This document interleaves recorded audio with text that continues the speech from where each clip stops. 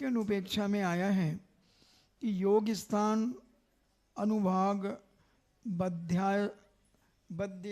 बध्यवसाय स्थान और कसाय बध्यवसाय स्थान और स्थिति स्थान, इन चारों के निमित्त से जो परिवर्तन होता है उसे भाव परिवर्तन कहते हैं।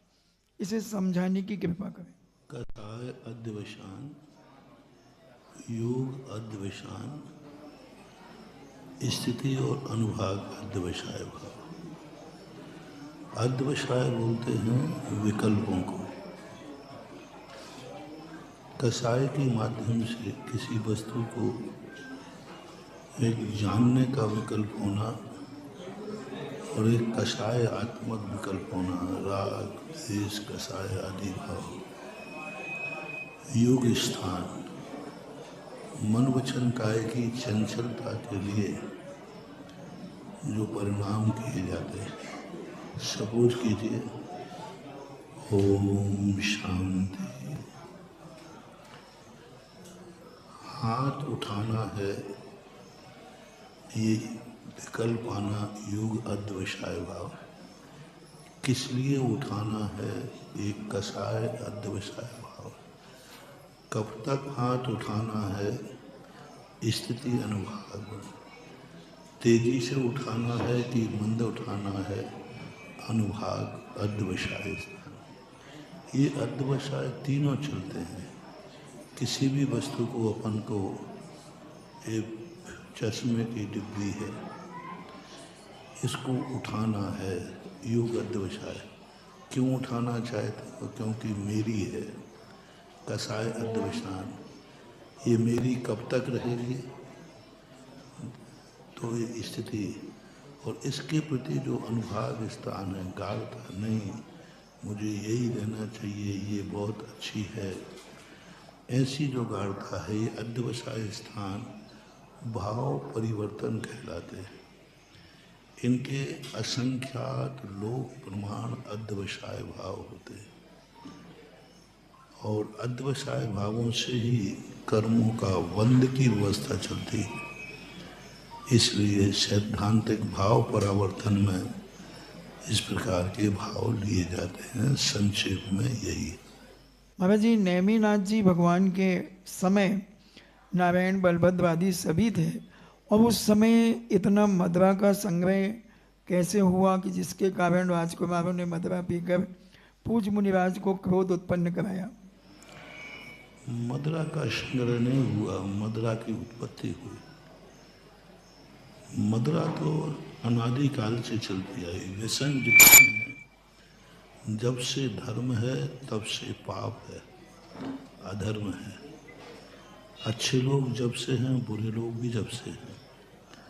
चौथे काल में तो हुए हैं रावण, कंस, अंजन चोर आदि समस्त पापों को करने वाले पापी लोग भी चौथे काल में हुए।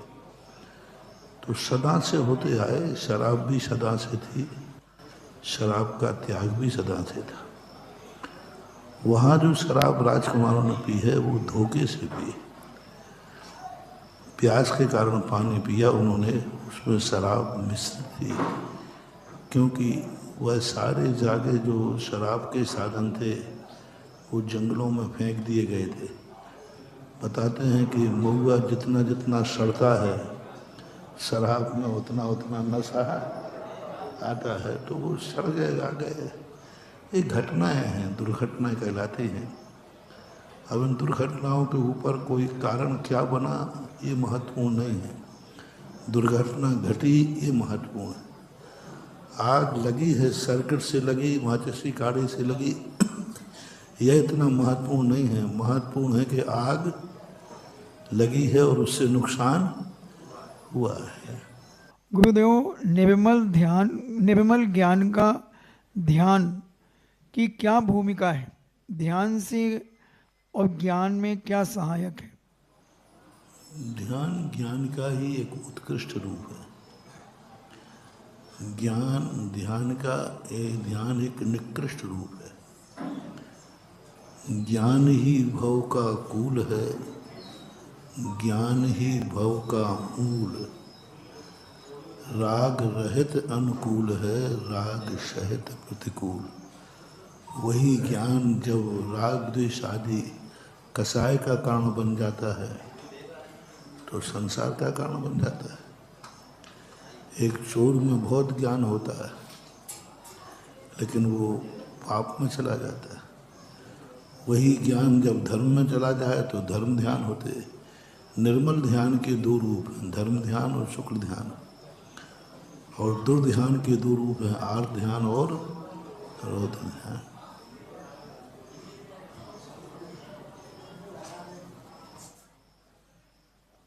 तो शुक्ल ध्यान की अवस्था में ध्यानस्थ श्री सुकौशल मुनिराज को सेवनी ने भक्षण किया, लेकिन दूसरी ओर दीवान अमरचंद स्वयं सिंह के पिंजरे में प्रवेश कर गए, फिर भी वनराज ने उनका बाल बांका नहीं किया। तो इसे हम क्या समझें? ये एक देवी पुनीत घटना होती है। कभी कभी कोई व्यक्ति कभी कभी गाड़ी ऊपर से निकल जाए तो बच जाता है, और कोई व्यक्ति को थोड़ा सा धक्का लग जाए तो मर जाता है। तो इसमें कोई ऐसी घटनाएं नहीं है। एक घटना थी, एक दिव्य शक्ति थी जो अमरचंद दीवान को उस प्रकार की स्थिति में ले गई, और उस समय वो महाराज ध्यानस्थ थे, उससे कोई फर्क नहीं पड़ता।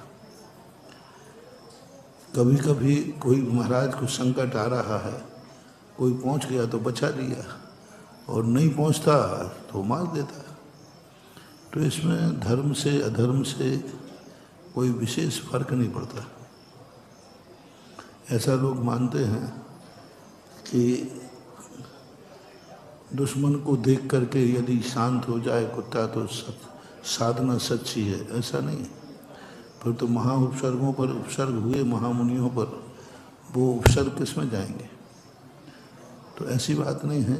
उपसर्ग तो सच्चे और खोटे का प्रतीक नहीं है। उपसर्ग हटना और नहीं हटना ये साता असाता कर्म का कारण होता है। गुरुदेव, मैं नंगे पैर मंदिर जाने की इच्छा करता हूँ, मगर परिवार के लोग मुझे मंदिर नहीं जाने देते नंगे पैर। तो इसमें मेरा पाप का उदय है या क्या है? प्रश्न थोड़ा उचित है। क्यों नहीं जाने देते हैं? ऐसा कोई कारण विशेष जानना पड़ेगा। कौन से देश का है? जोधपुर। हैं? जोधपुर जोधपुर। जोधपुर का है तो थोड़ा सा गर्मी ज़्यादा, है। बालू ज़्यादा होती, गर्मी ज़्यादा होती है। अब कारण समझना पड़ेगा सामने वाले का। हालांकि ऐसा करते नहीं हैं जैनियों में। कोई ऐसा नहीं कि मंदिर जाने से कोई रोकता हो। नहीं, नंगे पैर जाना है। अच्छा, नंगे पैर जाना है।